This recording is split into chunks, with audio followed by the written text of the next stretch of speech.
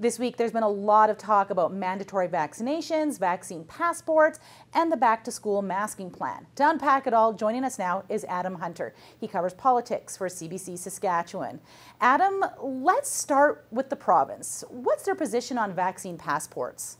Well, very simply, the province won't be implementing vaccine passports. Fiona, this is a message from Dr. Saqib Shahab, from the Health Minister Paul Merriman, and most recently from Premier Scott Moe. Now, the Premier says that he's okay if businesses and organizations put in their own proof of vaccine policies, but it won't be coming from the government. Now, this is different than what's happening in Manitoba, BC, and Quebec, who have all implemented or announced plans for a vaccine passport. So you would need to show proof of vaccine to get into concerts, sporting events, in some cases bars and restaurants. But that's not the direction the Saskatchewan government's going down. As of now, no plan for a vaccine passport or proof of vaccine, at least from the provincial government standpoint.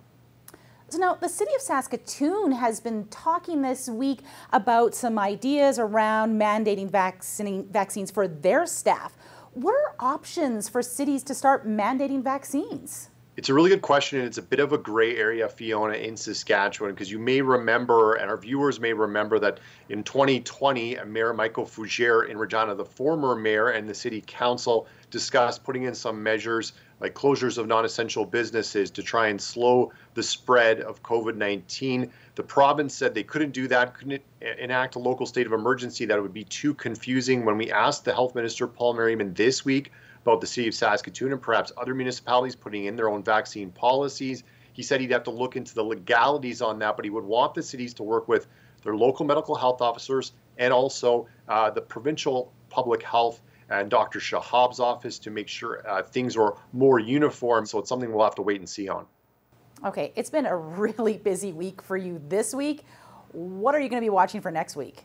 Well, as these provinces announce things like vaccine passport systems, proof of vaccine systems, or mandate vaccines for frontline workers, for example, like is happening in Ontario and Manitoba, there'll be more questions to the government about this. But they've been pretty firm this week in saying that they're not going to be mandating vaccines anywhere. And it's important for people to realize that Saskatchewan is the lowest vaccination percentage with Alberta across the country. We've also used the lowest amount of vaccines that have been distributed compared to other provinces. So Saskatchewan's falling behind other provinces in terms of how many people is vaccinating. We'll see if some of the information from physicians from a physician's town hall or some pressure from the opposition or some of the public members changes any of that over the next few weeks. Fiona?